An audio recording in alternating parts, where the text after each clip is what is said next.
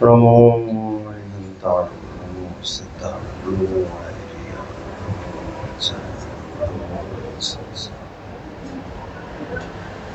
ओंकार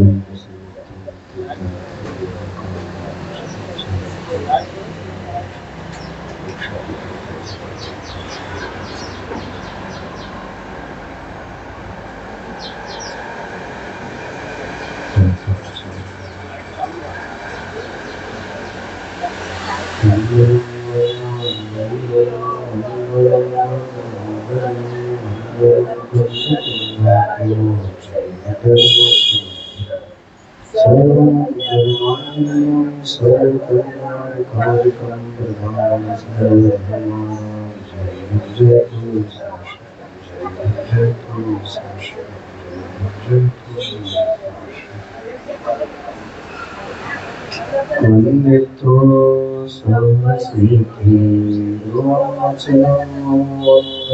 तत्ते मोक्षाय समयपावने नमो सिद्धिदेवी नमो संविधानाय स्वामिभूत्याचदासदे चित्सवाय माय सर्वमान्तरक्षे।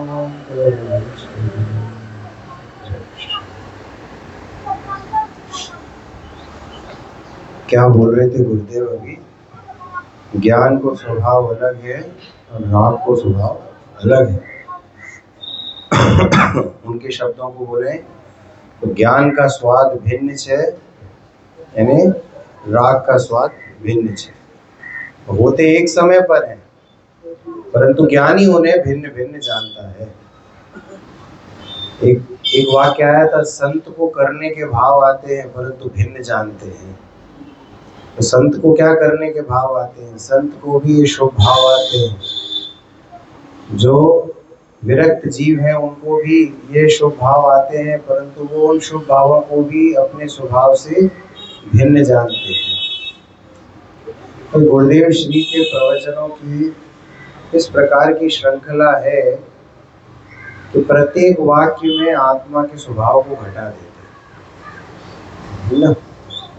प्रत्येक वाक्य में आत्मा नजर आता है। तो इस प्रकार से अमृतचंद्र आचार्य देव, कुंद आचार्य देव, ये भी हमें आत्मा दिखाने का प्रयत्न कर रहे हैं, और हम भी पहले दिन से लेकर अभी तक आत्मा देखने का प्रयत्न कर रहे हैं। और आत्मा दिखाने के लिए हमने शुरुआत की थी अहम इक्को खलु शब्दों से। फिर हमने पहली गाथा का थोड़ा सार समझा, दूसरी गाथा में क्या बोला, छठी गाथा तक आते आते आचार्य देव ने भगवान दिखा दिए, आत्मा दिखा दिया, और फिर सातवीं गाथा से लेकर पूरे पूर्व रंग अधिकार में आत्मा को भिन्न भिन्न है, इन चीज़ों से भिन्न है, इन चीज़ों से भिन्न है, ऐसे करते करते करते करते मुझे भिन्न स्वभाव दिखाया। और 38 नंबर गाथा पे फिर से आके क्या बोले, अहमिको खलु शुद्धोदन शरणाणमय्यो सदा रूहि णवीयत्तै मज्जै किंचिदीयन्नं परमाणुमितं पी। मैं एक शुद्ध सदा रूपी ज्ञान द्रग यथार्थ से कुछ अन्य हो मेरा अधिक परमाणु मात्र नहीं अरे। परमाणु मात्र भी मेरा नहीं है। गुरुदेव श्री की कुछ बोल मैं यहाँ लेता हूँ। क्या बोलते हैं गुरुदेव श्री? अंदर सच्चिदानंद प्रभु अनाकुल आनंद का नाथ आत्मा अंदर पड़ा है। अभी पड़ा है शब्द का प्रयोग क्यों किया? क्योंकि अभी जब कोई चीज पता नहीं होती ना तो वो पड़ा बोलते हैं, और जब उसकी महत्व समझ में आ जाती है तो उसको रखा बोलते हैं। आपकी तिजोरी में बहुत सा सामान रखा होगा, अब आपको जिस चीज की महत्व नहीं पता, कि दादी रखी छोड़ गई कोई ऐसी डेली, अब वो डेली कौन सी है नहीं पता, तो वो पड़ी हुई है। और जिस दिन उस डेली का पता पड़ा कि अरे ये तो सोना है, ये आधा किलो सोने की डेली छोड़ गई है माता जी, तो वो क्या होगा, अब वो सोना रखा है। अभी तक तो पड़ा था परंतु अब वो रखा है। तो उसी प्रकार से मुझे अभी तक मेरे आत्मा की खबर न थी ना, तो अंदर में चिदानंद स्वरूप था, अनाकुल आनंद का नाथ था, परंतु मैं क्या था, वो अंदर पड़ा है। उसको भूल कर शरीर और राग आदि में प्रेम में पागल हो रखा था। मोह नींद में सोया हुआ था और अत्यंत प्रतिबुद्ध था, कुछ भान नहीं था, कुछ ज्ञान नहीं था, अज्ञानी था।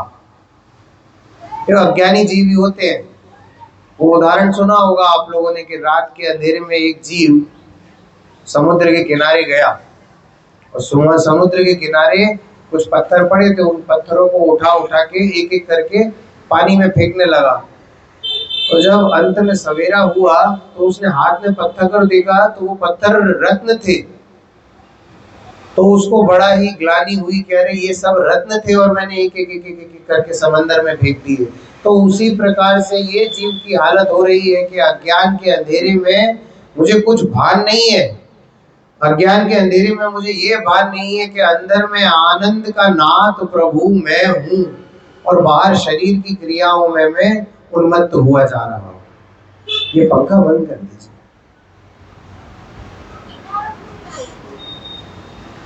तो राग की क्रियाओं में, राग में मैं नित्य अपने आप को उलझा रहा हूं, बुद्धिपूर्वक उलझा रहा हूं। फिर क्या लिखते हैं, लक्ष्मी जड़ मिट्टी धूल तो मेरी है, स्त्री शरीर आत्मा को एक कहता है। स्त्री भी, शरीर भी और आत्मा भी, ये सब एक, सब कुछ एक है, सब कुछ मेरे अंदर ही है। ये पुत्र भी मेरा, ये स्त्री भी मेरी, ये पैसा भी मेरा, ये इज्जत भी मेरी, ऐसा गुरुदेव श्री समझाते हैं। और आगे क्या लिखते हैं, अनादिकाल से अपना स्वरूप भूलकर अपने परमेश्वर, अपना परमेश्वर चिदानंद प्रभु आत्मा, अपना परमेश्वर। देखो कितनी बार परमेश्वर शब्द इस्तेमाल कर रहे हैं, कितनी बार प्रयोग में ले रहे हैं परमेश्वर शब्द को। गुरुदेव श्री को बहुत महिमा आती थी आत्मा की। आपको जिस चीज की महिमा आएगी वो शब्द आपकी भाषा में बार बार प्रयोग होगा। आपको लक्ष्मी की महिमा आएगी ना, तो आगे पीछे कोई भी चर्चा करने बैठोगे, आप पैसे की चर्चा को बीच में लेके आओगे। ऐसा होता है, देखते हैं हम। अब जैसे बहनों को कभी किसी किचन की चीजों में रुचि होती है ना, तो आगे पीछे घुमा फिरा के वो किचन की बात को ले आती है बीच में। काम वाली नहीं आई, काम वाली नहीं आई, तो वो दो कोई बात और कोई चल रही होगी और उसको वो काम वाली पे घटित कर देते हैं। कोई और बात चल रही होगी, उसको वो भोजन पकाने पे घटित कर देते हैं। कोई बात चल रही होगी, राकेश भाई उसको धंधे पे घटित कर देंगे। ये रुचि जैसी जैसी है ना। तो वैसे ही इनकी रुचि कहाँ थी, गुरुदेव श्री की रुचि क्या है कि अपना परमेश्वर तो इसको दिखाना है ना, तो बार बार अपने परमेश्वर, अपना परमेश्वर चिदानंद प्रभु आत्मा, अपना परमेश्वर, उसको भूलकर अपनी ईश्वरता को, अपने बड़प्पन की महिमा को भूलकर, और किसका किसका मजा आता है, किसकी किसकी महिमा आती है, पुण्य भावों की महिमा आती है, उसके फलों की महिमा आती है। इस प्रकार से जीव अत्यंत अप्रतिबुद्ध अज्ञानी पागल हुआ रखा है। अब ये हो गया पास्ट टेंस, अभी तक तो ये था प्रेजेंट टेंस, अब ये हो गया पास्ट टेंस। पास्ट टेंस क्यों हुआ कि अभी तक ऐसी मेरी दशा हो रही थी, परंतु अब मैं कैसा हो गया हूं, अब मैं बुद्धिजीवी हो गया हूं, क्योंकि विरक्त गुरुओं ने मुझे समझाया। क्या बोला है, विरक्त गुरुओं के निरंतर समझाए जाने पर, बार बार टोकते हैं ना विरक्त गुरु, ये सुनो, ये फिर से सुनो, फिर से सुनो, और कब तक सुनो, जब तक सुनो जब तक तुम समझ में नहीं आ जाओगे तब तक सुनो। इसीलिए विरक्त गुरु, ये गुरुओं की महिमा आनी चाहिए, गुरुओं की बहुत महिमा आनी चाहिए। कुंद आचार्य देव ने कैसे लिखे होंगे ये ग्रंथ, कैसे लिख कर गए ये भावलिंगी मुनिराज ग्रंथ, हम कहाँ राकेश भाई आपके साथ आपके घर पे गए थे बहन, तब मैं आपसे चर्चा कर रहा था, मैंने देखे हैं ऐसे ग्रंथ लिखे हुए भैया, ताड़पत्र पर लिखे हुए ग्रंथ देखे हैं। और आपके गुजरात में देखे हैं, ईडर में, ईडर के मंदिर में, वहां पर वो देते नहीं किसी को वो ग्रंथ। तो हम थोड़े से ना भोली सूरत बना के गए थे, हमारी सूरत थोड़ी टेढ़ी है परंतु हम भोली सूरत बना के गए और हमने उनको बोला कि भाई हमने सुना आपके यहाँ ग्रंथ है, दिखाओगे? बोले दिखाएंगे, देंगे नहीं। मैंने कहा हमको चाहिए भी, आप दिखाओ, केवल हमें दर्शन तो कराओ। वो ऐसे महान मुनियों के लिखे हुए ग्रंथों के दर्शन तो कराओ। तो उन्होंने ऐसे पेटी में रखे और पेटी खोली, फिर वो लाल कपड़े में बंद हुए तो वो लाल कपड़ा खोला, वो ऐसा लंबा सा ताड़पत्र रखा था उसमें, और उसमें वो कन्नड़ भाषा में लिखा था। और कैसा होता था वो ताड़पत्र, वो तो इतना कोमल हो गया था, इतना कोमल हो गया था कि उसको हमने पकड़ा ना तो वो टूट रहा था, टूट रहा था वो धीरव भाई।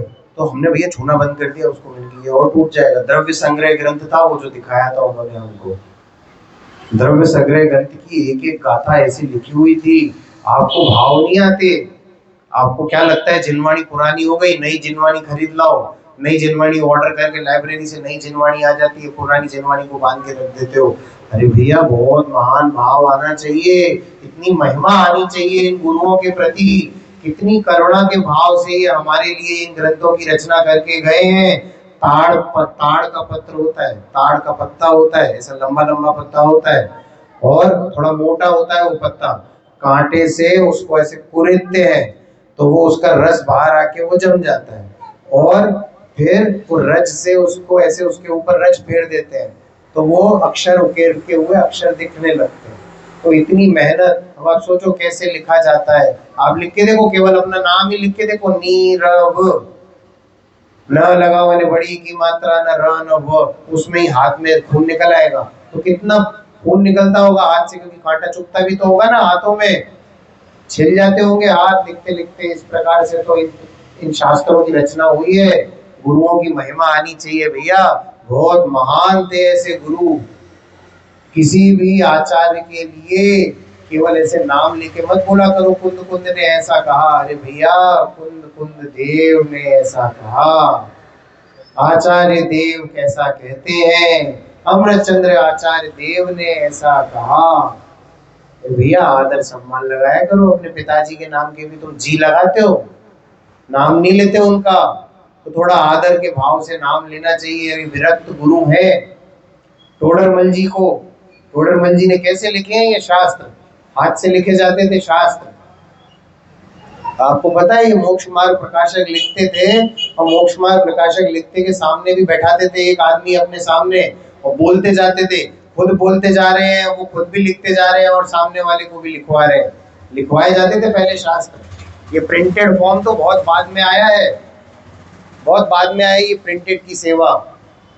शास्त्र की मूल प्रति तो एक लिखते जा रहे हैं खुद से, और सामने बैठाते थे, लिखने वाले होते थे उस समय, शास्त्र लेखन का कार्य होता था, और सामने बैठा लेते थे और लिखवाते जाते थे, लिखवाते जाते थे, लिखवाते जाते थे। अब आप कल्पना करो कितने दिनों में एक शास्त्र की रचना होती होगी। और चलो खुद ने मूल प्रति लिख दी, अब सामने वाले से लिखवा के बैठाया कि 4 आदमी को बैठा दिया इसको लिखो, वो लिख के चले गए। अब एक एक को प्रूफ रीड भी करते होंगे, जो गलत गलत भी तो लिख सकता है ना जीव, और उसको सही करते होंगे। तो क्या कितना ज्ञान का उन्होंने उपयोग किया है आपको सिखाने के लिए, आपको सिखाने के लिए कितना ज्ञान का प्रयोग करके गए, और ऐसे शास्त्रों की रचना कर करके गए। टोडरमल जी को तो लिखते से उठाया होगा बीच में।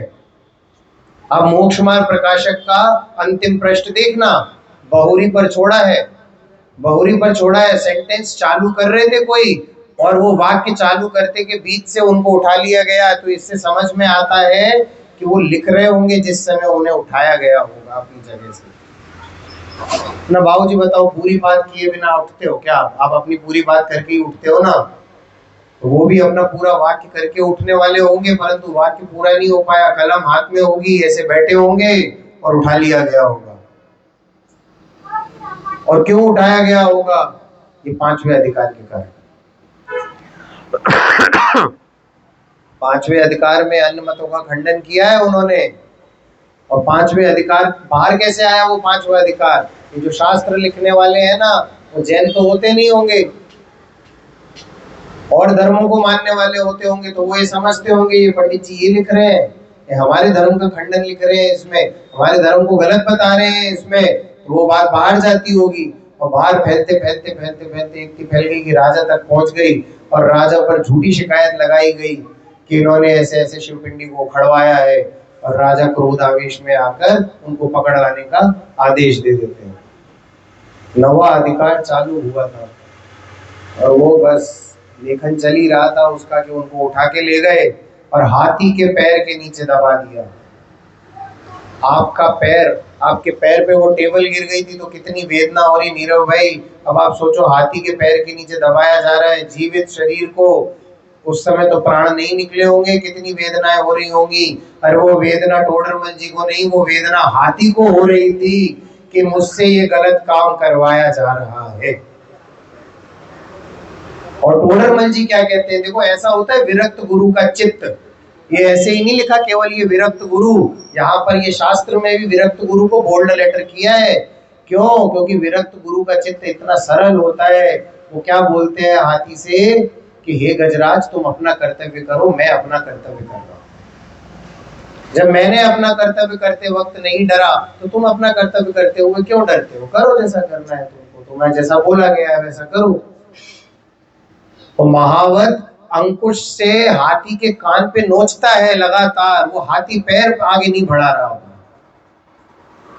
आपको नाटक करवाना हो ना, ऐसे नाटक करवाया करो, आप बच्चों से तैयार करवाओ, एक हाथी बनवाओ, एक टोडरमल जी बनवाओ, और वो सीन दिखाओ बच्चों के सामने। बच्चों को भी तो महिमा आनी चाहिए कि कैसे थे मेरे टोडरमल जी। आचार कल्प की तुलना की गई है उनसे, आचार कल्प, आचार की कल्पना कि कितना ज्ञान था। करणान योग का गौमट सार की टीका लिख के गए, सम्यक ज्ञान चंद्रिका। पर ऐसे वैसे नहीं थे टोडरमल जी, उन्हें मैथ्स का भी ज्ञान था, गणित भी आता था। आप जब टीका पढ़ोगे ना तो उन्होंने जोड़ना, घटाना, भाग देना, स्क्वायर रूट, क्यूब रूट तक करना सिखाया है उसमें। व्याकरण का ज्ञान था, प्राकृत का ज्ञान था, कन्नड़ का ज्ञान था, हिंदी का तो ज्ञान था ही, इतनी भाषाओं का ज्ञान था उनको। बड़ी इच्छा थी उनको षटखंडागम ग्रंथ मिले, परंतु उनकी आयु में ऐसा हो नहीं पाया, षटखंडागम मिल नहीं पाया। और ऐसा भी नहीं रहा कि व्यवसाय रूप से उन्हें बड़ी अनुकूलता थी, काम के चक्कर में उन्हें अजमेर रहना पड़ा, फिर जयपुर आए, अलग अलग जगह रहे। ऐसे थे मेरे विरक्त गुरु। दीवान अमरचंद जी का नाम सुना है भैया? दीवान अमरचंद जी सिंह को जलेबी खिलाई थी, इसलिए याद करते हो, उन्हें दूसरी चीज के लिए याद करना। आज बताता हूँ क्यों याद करना उन्हें। शेर को जलेबी खिलाई अच्छी बात है, दीवान अमरचंद जी दानी जीव थे, तो कैसे दान देके गए। दीवान अमरचंद जी जब घर में आए रात के टाइम, तो एक व्यक्ति आया दौड़ता हुआ, बोले दीवान जी अनर्थ हो गया। बोले क्या हुआ? बोले एक अंग्रेज अफसर का खून हो गया है, एक अंग्रेज अफसर की हत्या हो गई है, और किसी हिंदुस्तानी ने की है, अपने ही नगर का कोई व्यक्ति है उसने की है। और अब जो पुलिस का कमिश्नर है उसने ये आदेश निकाल दिया है कि जब तक ये हत्यारा पकड़ा नहीं जाता पूरे शहर में कर्फ्यू लगा दूंगा, और कहीं पर भी कोई भी बाहर घूमता दिखा उसे जेल में डाल दूंगा। कोई जैन मंदिर नहीं जाएगा, कोई कहीं नहीं जाएगा, अपने अपने घरों में रहो। दीवान अमरचंद जी को बोला, अरे ये क्या कर रहा है ये चीज, ऐसे करेगा तो कोई मंदिर नहीं जा पाएगा, स्वाध्याय सभाएं रोक देगा ये जीव, धर्म पर बहुत ही बड़ी आपदा आ जाएगी ऐसे करेगा ये। उन्होंने क्या कहा, वो गुनाह अपने सर पे ले लिया। उन्हें तो पता भी नहीं था ये किसने किया। उन्होंने बोला ये अपराध मैंने किया है, मुझे डाल दो जेल में, मुझे डाल दो जेल में, परंतु ये कर्फ्यू हटाओ। दीवान थे वो, तो जानते थे, वो कमिश्नर भी जानते थे कि आपने नहीं किया ये अपराध, क्यों किसी और का अपराध अपने सिर लेते हो। बोले आपको क्या मतलब है, आपको अपराधी चाहिए, ये खड़ा है अपराधी, कर्फ्यू हटाओ, स्वाध्याय सभाएं चलने दो, लोगों को जिन मंदिर जाने दो, ऐसे रोक नहीं सकते आप, आपको अपराधी चाहिए, मिल गया अपराधी। ठीक है, अपराधी मिल गया, उन्होंने जेल में डाल दिया। और जेल में जब उनके पुत्र और मित्रजन उनसे मिलने गए तो मिलने नहीं दिया। बोले नहीं मिलने देंगे, ऐसा अपराधी है, उसको सरेआम चौराहे पर फांसी दी जाएगी। तो दीवान अमरचंद जी तो ज्ञानी जीव थे, वो ऐसे बैठे थे, और ऐसे बैठे बैठे ही काल कोठरी में जब बैठे थे ना, वो ऐसे बैठे बैठे बैठे ही उन्हें समाधि मरण हो गया। और उनका पुत्र सामने खड़ा था, वो बोला आहा हा हा हा, मेरे पिता ने समाधि मरण ले लिया, इससे अच्छी क्या बात है। वो बोले कि आप देखना हो देख लो। बोले अब हमें क्या करना, मृत शरीर को देख के क्या करना है, हमें नहीं देखना अब इस मृत शरीर को। हमारे पिता जो थे वो तो जीव चला गया, और वो इतना क्रूर था कमिश्नर कि उसने उस मृत शरीर को फांसी दिलवाई थी कि लोगों को दिखाएंगे हम कि हमने कैसे सजा दी है। परंतु आप देखो, ऐसे होते हैं विरक्त गुरु, आपके चित्त में है इतनी दया, जैन धर्म के प्रति इतने प्रभावना का भाव है कि किसी और का आपको तो पता भी नहीं कौन है अपराधी, आपने उस अपराधी का अपराध अपने सिर ले लिया। परंतु जिन मंदिर की प्रभावना नहीं रुकने दी लोगों को, जैन मंदिर जाने दो, स्वाध्याय सभाएं चलने दो, ऐसा है हमारा चित्त। ऐसे होते हैं विरक्त गुरु कि एक बहन थी, उनके पति जल्दी उम्र में चल बसे थे, बच्चे छोटे थे, घर में खाने को नहीं था। सेठ जी बैठ गए अपनी गाड़ी में, खुद ही चलाने लगे बैलगाड़ी, और गेहूं के कट्टे रख लिए और चले गए उनके घर पर, और बोले ये कट्टे उतार लो। तो बच्चे ने बोला किसके यहाँ से आए, बोले मामा के यहाँ से आए, तुम्हारी मामा के यहाँ से गेहूं के कट्टे आए हैं, उतार लो। और छने नहीं है, छान लेना, बीन लेना है, इन्हें छान बीन के फिर उपयोग में लेना। तो जब माँ ने वो कट्टा खोला, गेहूं निकले, गेहूं में अशर्फियां थी सोने की, सोने की अशर्फियां थी, और एक चिट्ठी थी, उसमें लिखा था कि बहन कर्मों का उदय है, इससे हतोत्साहित मत होना, ये धन रखो, अपना जीवन यापन करो, धर्म में जीवन यापन करो, बच्चों का पढ़ाई लिखाई कराओ, परंतु धर्म मार्ग से मत चिगना। है हमारे अंदर इतनी विरक्त भावना, आती है आपको ऐसी दया किसी साधर्मी के प्रति जो हमारे विरक्त गुरुओं को हमारे प्रति आती थी? बताओ। गुरुदेव श्री को किस किस ने कैसे कैसे भंड वचन नहीं बोले। अरे आज तक गुरुदेव श्री को भंड वचन बोलते हैं लोग, सुनकर आंखों से आंसू निकल आते हैं जब गुरुदेव श्री के प्रति कोई इतनी गलत बात बोलता है। भैया हमारे गुरु ने जो हमको सिखाया है, हमें सच्चा मार्ग बताया, उन्होंने हमें किसी का विरोध करना नहीं सिखाया भैया। पर हमारे गुरु को कोई इस प्रकार का भंड वचन बोलता है तो अंदर से बड़ी पीड़ा होती है। तो बाबूजी कहाँ गए, वो बता रहे थे, आपके पापा जी, वो बता रहे थे कि उन्होंने गुरुदेव श्री के संग मंगल वर्धिनी में भी सफर किया है, गुरुदेव श्री के संग रहते थे वो, उन्होंने उनके दिनचर्या देखी है, कैसे थे मेरे गुरुदेव श्री।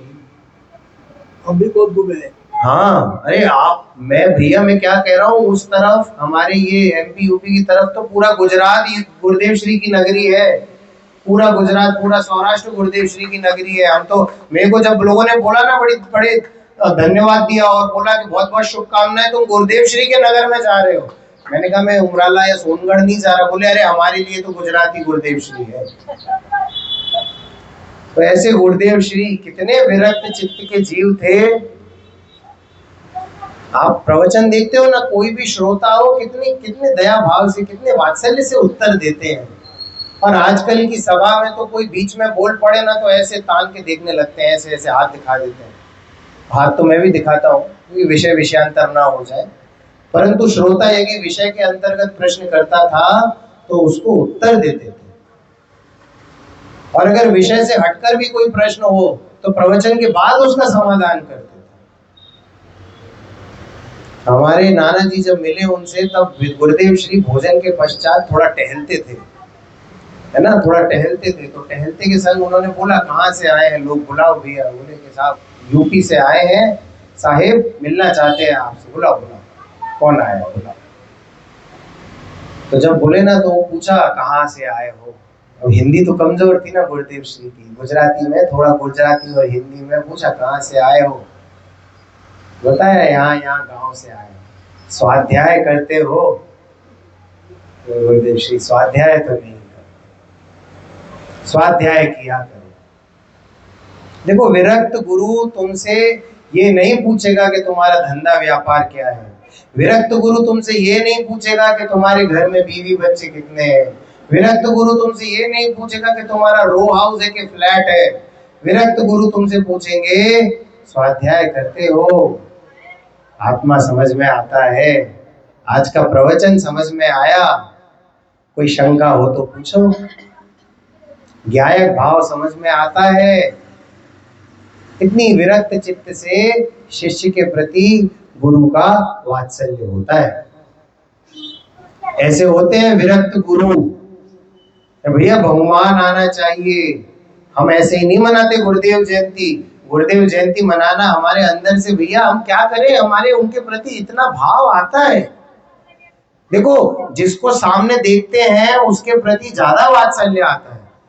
अब कुंद आचार्य के लिए भी हमारे मन में उतना ही आदर है, अमृतचंद्र आचार्य भी हमारे लिए उतने ही पूज्य है, टोडर चंद जी भी हमारे लिए उतने ही आदरणीय है। परंतु गुरुदेव श्री तो मेरे बीच से गए ना भैया, तो मेरे बीच से यदि कोई जीव गया है तो उसके प्रति आदर का भाव नहीं आए, उनका नाम मेरे मुख से ना निकले, ऐसा हो नहीं सकता। मुझे माफ कर देना, मैं तो गुरुदेव श्री के बारे में बोलकर ही रहूंगा।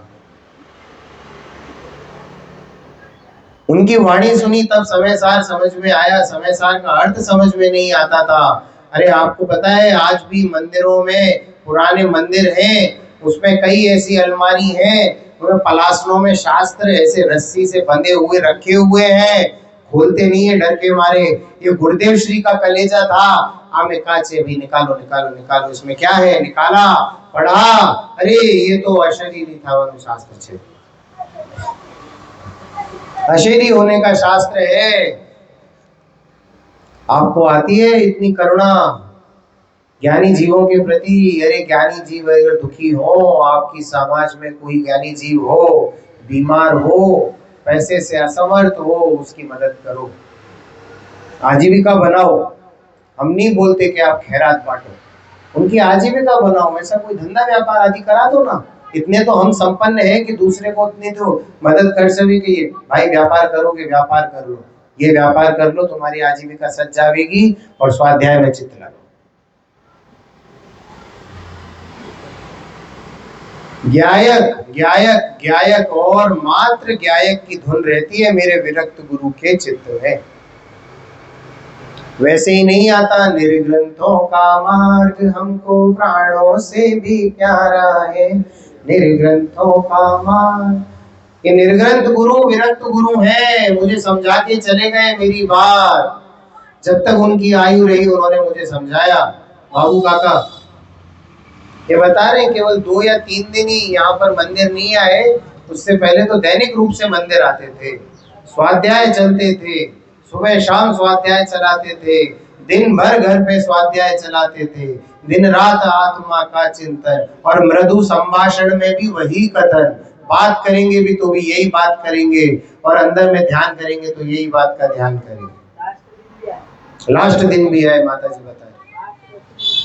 अरे बाबू काका को मैंने कभी चेयर पे बैठा नहीं देखा, मैं तो नीचे ही बैठा देखा है उन्हें हमेशा। हाँ, और जितनी आयु मैंने तो जब भी देखा उनको, वो तो वृद्धि ही देखा है। मैं तो बहुत पहले देखा था, लगभग 20-22 वर्ष पहले देखा था ग्वालियर में उनको, और उसके बाद फिर अलग अलग क्षेत्रों में देखा, देवलाली के शिविर में देखा। जब देखा मैंने तो वृद्धि देखा, यानी अच्छी खासी उम्र थी उनकी, और इतनी उम्र में जीव पैदल चल के आ रहा है और चेयर पे नहीं बैठता, नीचे बैठता है। भगवान की भक्ति में नृत्य कर रहे थे, सोनगढ़ पंच कल्याणक में नृत्य करके आए, और फिर उसके बाद से जो दुर्बलता आई तो फिर शरीर ही छूटा। शरीर तो चित्त में पहले ही छूट गया था। नीरव भाई बता रहे थे, चर्चा करने जाते थे बाबू भाई से, तो क्या बताते थे, क्या ज्ञान को समेटो, ले ली जानकारी जितनी लेनी थी, ज्ञान को समेटो, यहाँ लगाओ। ज्यादा ज्ञान को भटकाओगे ना तो भटकने का डर रहता है। तो विरक्त गुरु तुझे इस बात से भी सतर्क करते हैं कि मैं एक हूँ, मैं शुद्ध हूँ, इस बात पे ध्यान केंद्रित करना। पर द्रव्यों से भिन्न हूँ ये तो समझ में आ जाएगा, पर द्रव्यों की गिनती गिनने मत बैठ जाना। मैं एक हूँ, मैं शुद्ध हूँ, इस बात पे ध्यान देना। ऐसे हैं मेरे विरक्त गुरु। अब क्या कहते हैं, संत को गुरु उसको समझाते हैं कैसा है गुरु, विरक्त है। गुरुदेव श्री कह रहे हैं जिसे राग और पर से रक्तपना उड़ गया है उसको कहते हैं विरक्त। तुमको अपनी पत्नी के प्रति विरक्ति आ गई, मैं नहीं बोलूंगा तुम विरक्त हो गए। तुमको अपना घर अच्छा लगना बंद हो गया, हम नहीं कहेंगे कि आप विरक्त हो गए। तुमको राग द्वेष से विरक्ति आ गई, तब हम कहेंगे कि तुम विरक्त हो गए। क्योंकि देखो संसारी जीवों के प्रति विरक्ति तो द्वेष भाव से भी आती है।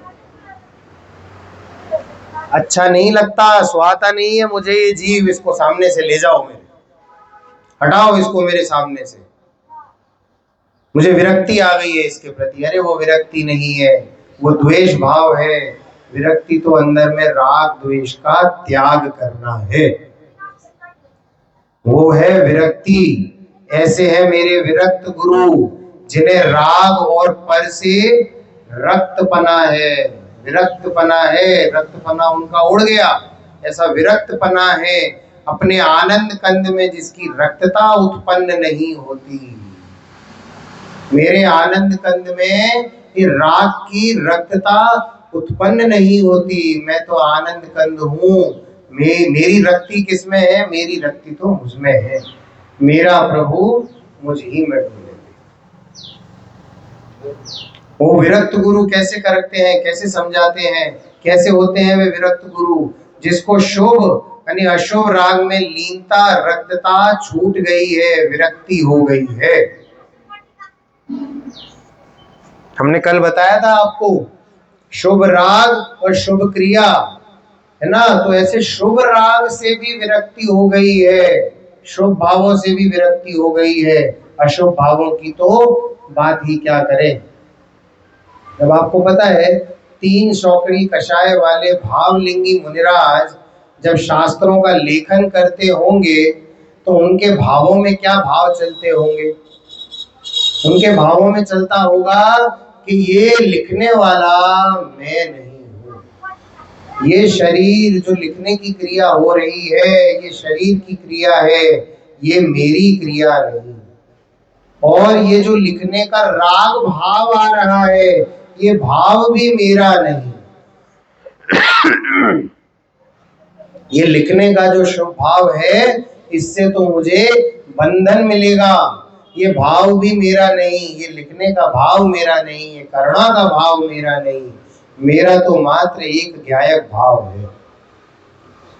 ये गुरुदेव श्री बोल रहे थे ना, राग का स्वाद यानी ज्ञान का स्वाद एक साथ आता है और उसको भिन्न भिन्न जानते हैं। ये ऐसा होता है चिंतन उस समय पे कि बाहर में शास्त्र लेखन हो रहा है, शुभ भाव हो रहे हैं, तभी तो लिखा जा रहा है, परंतु वो शुभ भाव का स्वाद मेरा नहीं है।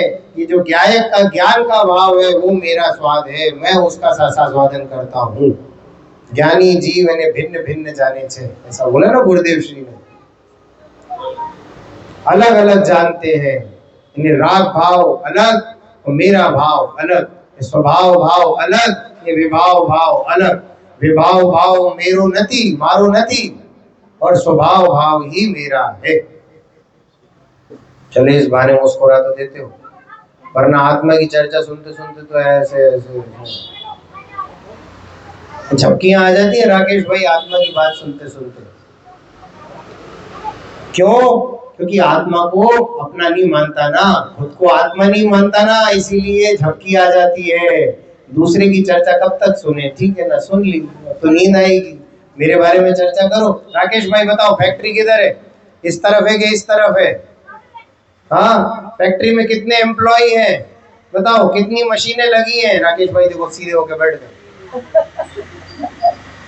क्यों? या मेरी चर्चा हो रही है ऐसा मान के बैठे हैं ना, इसीलिए एकदम तन के होके बैठ गए। और आत्मा की चर्चा हो रही है, चलो बैठ जाओ। क्यों? क्योंकि ये आत्मा की मेरी चर्चा तो है नहीं। तो इसीलिए विरक्त गुरु ने तुझे निरंतर समझाया, और निरंतर समझाने पर ऐसे गुरु निर्ग्रंथ मुनि संत उन्होंने उसे समझाया। किसको समझाया?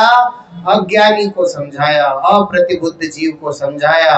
अब भूलेला भगवान जिसको बोलते थे ना, ऐसे जीव को विरक्त गुरु समझाते हैं, भाई तू क्या है, तू क्या करता है, तू अनादि से कैसा है, ऐसा विरक्त गुरु तुझे समझाते हैं। गुरुदेव श्री के लिए कहते हैं कुछ लोग अपनी मुमुक्षु समाज के, गुरुदेव श्री को रचनाएं करनी चाहिए थी, उनके पास इतना ज्ञान था कि वो मौलिक रचनाएं कर सकते थे, परंतु हम कहते हैं क्या जरूरत थी, उनके जो वचन है वो शास्त्रों का रूप लेकर हमारे सामने रखे हैं, उन्हें क्या लिखने की जरूरत थी। थे उनके लिए लिखने वाले जिनको अपना अपना, जिनको जिन धर्म सुहाया जिन राज हो गए, जिनको अपना कल्याण सुहाया उन्होंने उस बात को लिख के रख लिया और अपने लिए लिख के रखा होगा, और जिस जिसको इसकी महिमा आई उन्होंने आगे बढ़ाते बढ़ाते बढ़ाते आज हमारे सामने है गुरुदेव श्री की वाणी। विरक्त गुरु के निरंतर समझाए जाने पर अब गुरु क्या कहते हैं वो सुनिए। प्रभु, गुरु मुझको क्या कह रहे हैं? प्रभु संबोधन कर रहे हैं। क्या संबोधन कर रहे हैं गुरु? मुझे प्रभु कह रहे हैं। बेटा भी नहीं कहते, निम्न भाव आ जाएगा बेटा कहने में, राग भाव आ जाएगा बेटा कहने में, तो क्या कहते हैं? प्रभु तुम राग से, शरीर से भिन्न हो। हे प्रभु, तेरी चीज में तो अतीन्द्रिय आनंद भरा पड़ा है, तेरी तिजोरी में तो आनंद का संसार भरा पड़ा है, आनंद का सागर भरा पड़ा है, अपनी तिजोरी की चाबी को तो अपने हाथ में रखकर भूल गया है। वो है ना, क्या है, बगल में छोरा और नगर ढिंडोरा। आप क्या है ये कहावत गुजराती में होगी, क्या है गुजराती में? यही है, हिंदी में ही है।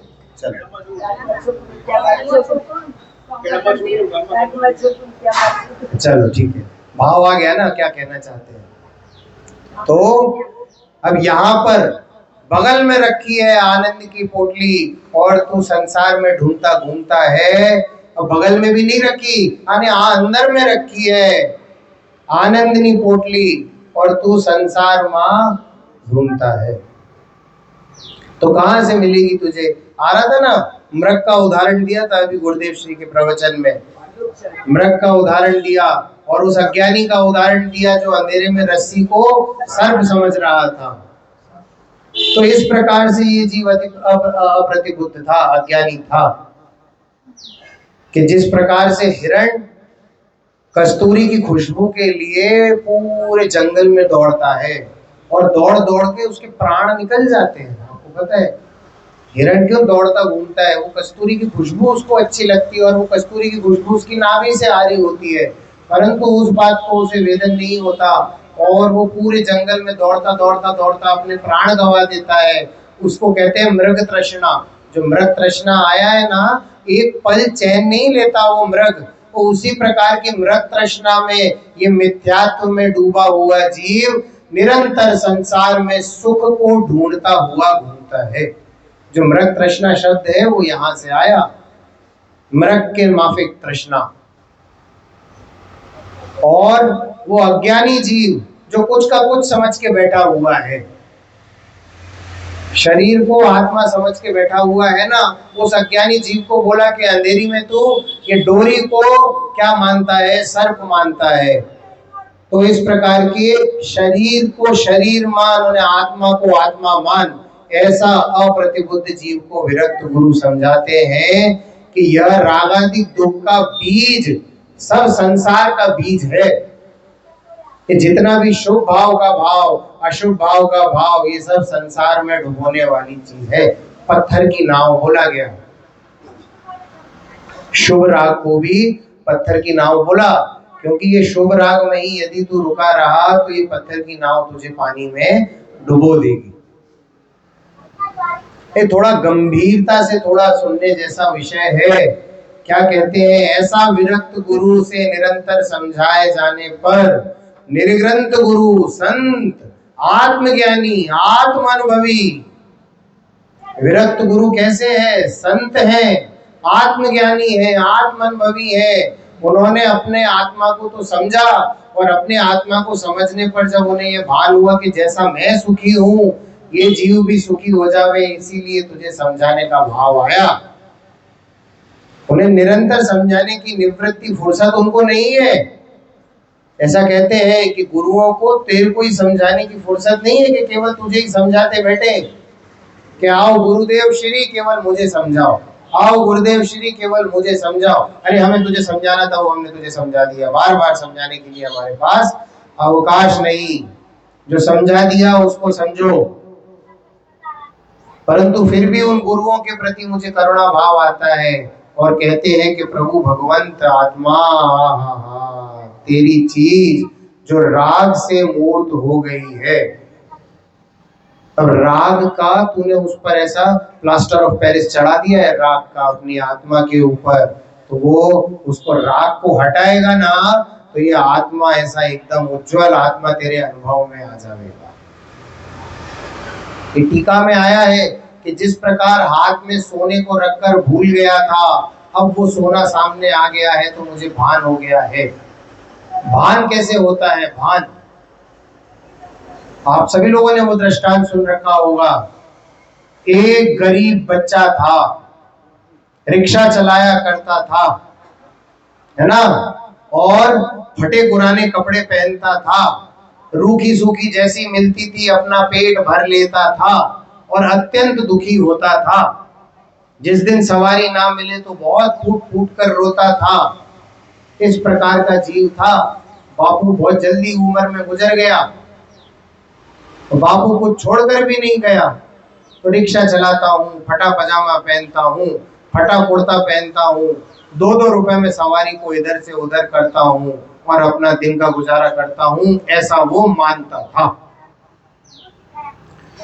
तो जब उसके चाचा मिले तो बोले कि तू क्या करता है? बोले कहीं छोड़ दूं आपको तो बोलो, इधर उधर की फालतू बात करने का तो मेरे पास समय है नहीं। तो चाचा बोलते हैं कि अरे तू रिक्शा वाला नहीं है, तू रिक्शा वाला नहीं है, तू तो करोड़पति है। बोले चाचा फालतू बात करो मत, धंधे का टाइम है, कहीं जाने का है तो बोलो वरना दूसरी सवारी ले लेता हूँ। तो उसको बताया कि ऐसे ऐसे शमशान में जाना, और दिन में नहीं जाना, रात में जाना, और रात में भी जाना तो रात के 2 बजे जाना। वो आया ना हो अर्ध निशा का सन्नाटा, ऐसे एकदम सन्नाटे में ऐसे जाना, और ऐसे ऐसे करके वहां पर तुम्हारे पिताजी एक पेड़ लगा गए हैं, उस पेड़ के सबसे आगे ऐसे खोदना चालू करना। जब खोदोगे ना तो टन की आवाज आएगी। तो वो गया रात में वहां पर खोदना चालू किया, तो जब खुदानी पड़ी ना उसके घड़े पे तो टन की आवाज आई। तो वो ऐसे ऐसे ऐसे थोड़ा थोड़ा करके खोदा और ढक्कन खोला तो हीरे जवाहरात भरे पड़े थे, सोने की अशर्फियां भरी पड़ी थी और एकदम ओरिजिनल हीरे थे। कहाँ बनते आपके यहाँ हीरे? सूरत में बनते ना। तो ऐसे हीरे, एक एक हीरा करोड़ों करोड़ों रुपयों का, और सोने का भाव भी अब आंटी बता रही थी 1 लाख रुपए से ऊपर चला गया। 1,07,000 यानी 1,15,000 यानी कितना।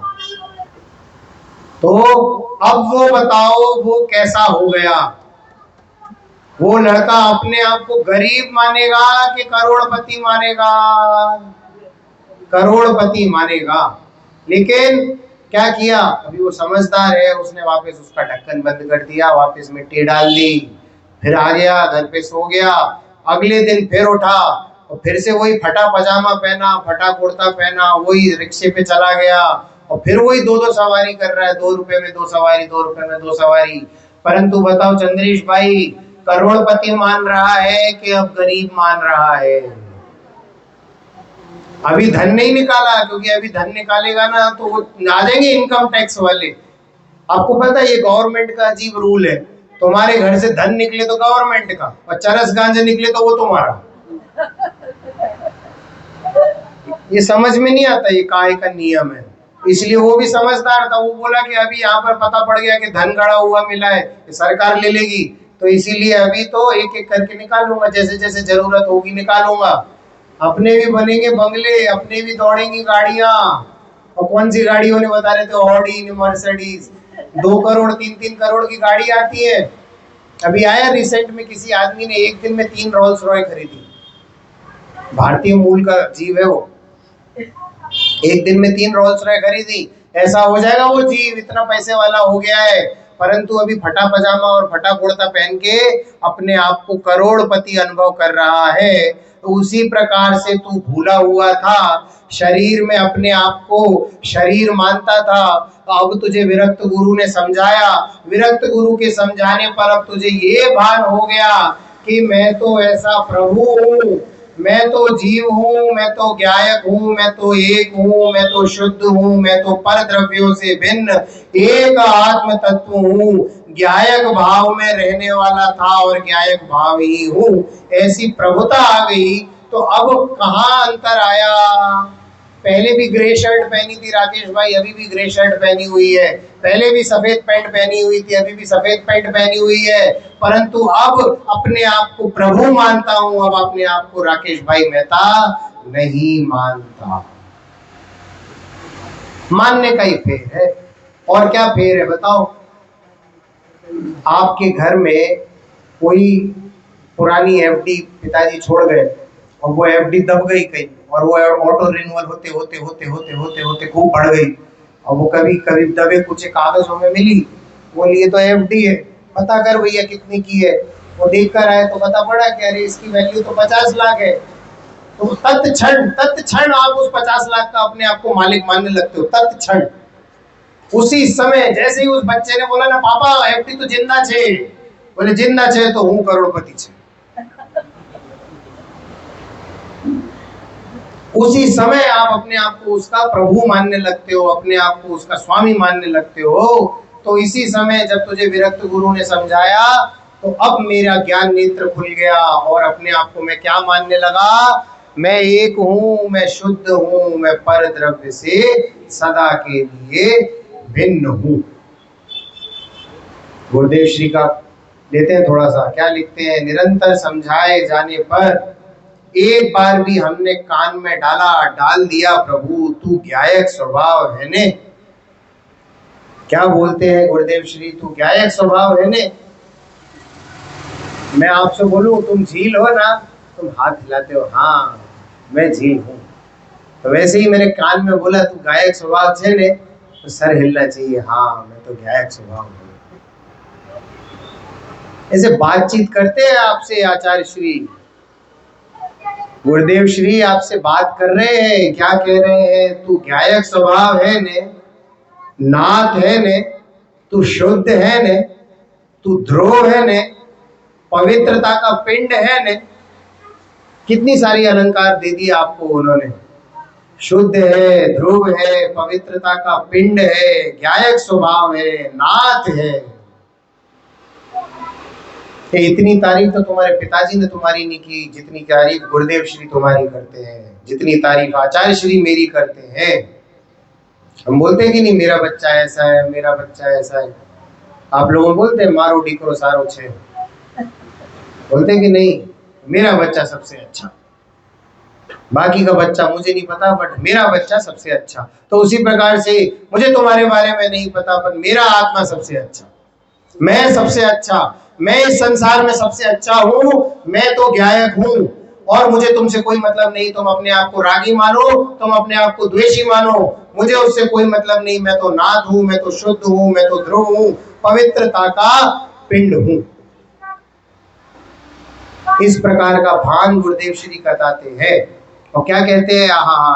रटन लगाई है, रटन लगाई है, निरंतर निरंतर निरंतर। छोटा बच्चा होता है ना, उसको कोई चीज की आदत पड़ जाए कि ये चीज चाहिए तो वो रुकता है नहीं। आप उसको ऐसा बोलो ना 5 मिनट ठहर जा, तो भी वो वही बोलेगा। जैसे उसको मेला जाना है, आपके यहाँ मेला लगता हो, मेला जाना है तो क्या बोलेगा? पापा मेला चलो। जिना है तुम्हारे पीछे पड़ गया, कुर्ता पकड़ के तुम्हारे पीछे पड़ गया, मेला चलो मेला चलो मेला चलो। तुम क्या बोलते? हाँ हाँ चलते चलते, नहीं मेला चलो मेला चलो मेला चलो। ऐसे रटन लगाई, रटन। अरे 5 मिनट तो ठहर जा, शास्त्र तो खोलने दे। अरे नहीं शास्त्र नहीं खोलना, मैं तो परमात्मा हूँ, मैं तो परमात्मा हूँ, मैं तो परमात्मा हूँ। शास्त्र खुल जाएगा, उसमें पढ़ भी लेंगे, लेकिन अभी तो मैं तो परमात्मा हूँ। ऐसे रटन लगाई, अहो मैं तो आनंद स्वरूप हूँ, राग नहीं, पुण्य नहीं, पाप नहीं, शरीर नहीं, कर्म नहीं, स्त्री नहीं, पुत्र नहीं, इज्जत नहीं, आबरू नहीं, मैं तो आनंद रूप हूँ। ऐसा रटन लगानी पड़ेगी झील भाई। अगले 10 लक्षण तक रटन लगाओ तो तैयारी हो जाएगी तुम्हारे पंच कल्याणक की, और जिस दिन तप कल्याणक होगा ना उस दिन सम्यक दर्शन भी हो जाएगा। 1 साल रटन लगाओ, बढ़िया रटन लगाओ, ये पढ़ो शास्त्र में बढ़िया बढ़िया बातें पढ़ो। गुरुदेव श्री की मूल तो गुजराती है, अब तो गुजराती में पढ़ो, गुरुदेव श्री के बोल पढ़ो, क्या समझाते हैं, तेरा स्वरूप कैसा है वो समझ, और साल भर उसकी रटन लगा। अगले 10 लक्षण में जो भी विद्वान आए उनसे भी बोलो, अरे मैं तो प्रभु हूँ, वो भी तुमको प्रभु समझाएंगे और इतना पक्का कर देंगे कि 10 लक्षण में जब तप कल्याणक होगा ना, लोकांतिक देव आएंगे ऊपर से, प्रभु की वंदना करेंगे। लोकांतिक देव क्यों है? क्योंकि उनके क्या देवांगनाएं नहीं होती, लोकांतिक देवों की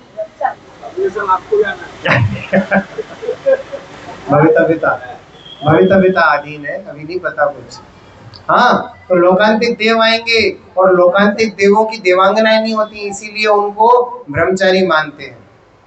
लोकांतिक देवों की देवांगनाएं नहीं होती, वरना ब्रह्मचारी कैसे माने, क्योंकि देवों में संयम तो होता नहीं, परंतु वो देवों की देवांगनाएं नहीं होती और उनको मात्र वैराग्य का चिंतन चलता है। तो वो वैराग्य की अनुमोदना करने आते हैं कि हे तीर्थंकर देव, आपके वैराग्य की अनुमोदना हम करते हैं। जिस जैनेश्वरी दीक्षा से आप मुक्ति रूपी सुंदरी को वरोगे, उस जैनेश्वरी दीक्षा की हम अनुमोदना करते हैं। क्योंकि संयम की भावना तो उनकी भी होती है। सम्यक दृष्टि देव को एक बात का सदा दुख रहता है कि मैं संयम धारण नहीं कर पा रहा हूँ।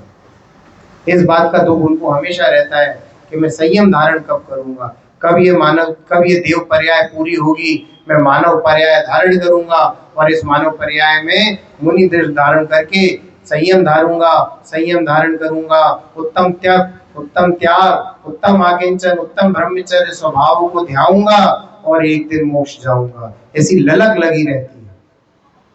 जैसे जैसे पंच कल्याणक पास आएंगे ना, अंदर से ऐसे पेट में बटरफ्लाईज इन द स्टमक कहलाता है, पेट में गुदगुदी जैसी होने लगेगी, उसको कहते हैं ललक।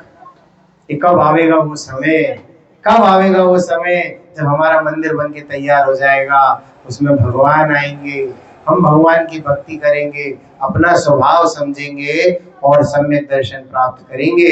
इसी मंगल भावना से अभी की बात को